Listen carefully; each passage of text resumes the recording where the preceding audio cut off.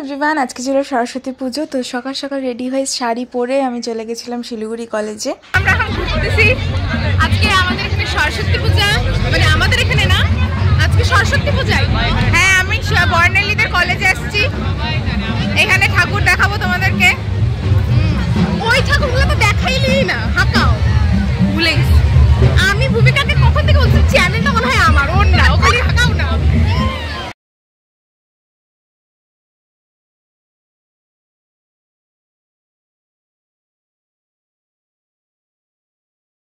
এখানে প্রচুর জোরে সাউন্ড হচ্ছিল, মানে গান বাজতেছিল বলে আমি ভয়েস ওভারটা দিচ্ছি। আমি এখানে ভয়েস দিয়েছিলাম কিন্তু ভয়েসটা পরে কেটে দিয়েছি, না হলে আবার কপিরাইট চলে আসবে।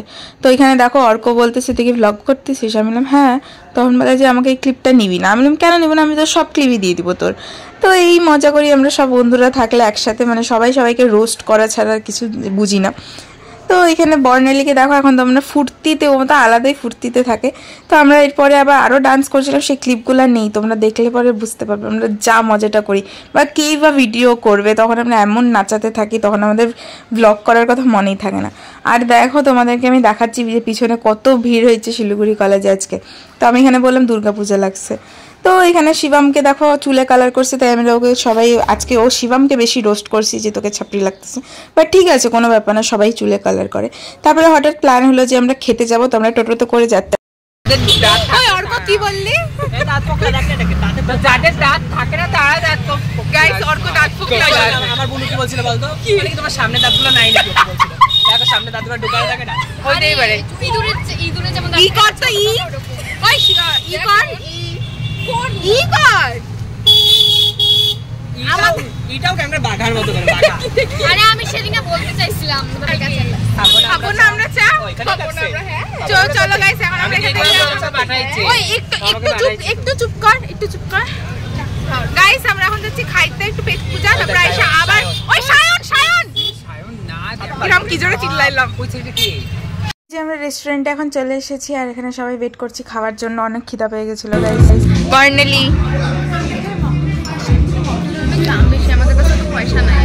তো ভূমিকার সাবস্ক্রাইবারদেরকে আমি রিকোয়েস্ট করতেছি ফটাফট ভূমিকার চ্যানেলে সাবস্ক্রাইবার করাও, ওর মনিটাইজেশনে টাকা আসবে, আর ভূমিকা আমাদেরকে এখানে এসে মকটেল খাওয়াবে। কেন এখানে এসে মকটেল কেন খাইতে হবে আমাদের? মানে এখানে এসে না, মানে ইচ্ছা বাড়িতে মকটেল বানায় খাবে কি রে বানাই বল কি? আরে চুপ না, শোনাই শুনতেই পাবে না গাইস। এটা রিভিউ আমি খুব বাজে দিব, কারণ এটা খাবার আনতে অনেক লেট করে। কেন লেট করবে? একটু ভালো প্লেলিস্ট বানাও, ভালো করে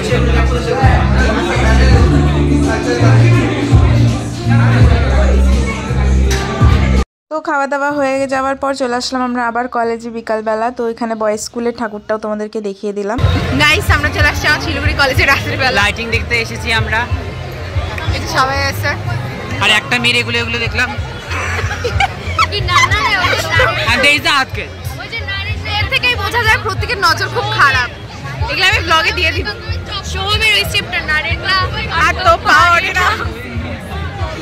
আমার নাস্তা না বলতে একজনেরই দায়, এখানে সেখানে এখানে ওখানে। তো আজকে আমরা দারুণ মজা করেছি সব বন্ধুরা একসাথে থাকলে, কখন যে সময়টা পার হয়ে যায় বুঝি না। তো এখানে আমার শিলিগুড়ি কলেজ থেকে বেরিয়ে দেখে একটা পা রাখার জায়গা নেই, মানে এতটা জাম হয়েছিল সেদিনকা। বাট দারুণ মজা। যে তোমাদের সরস্বতী পূজা কেমন কাটলো আমাকে কিন্তু অবশ্যই বলবে।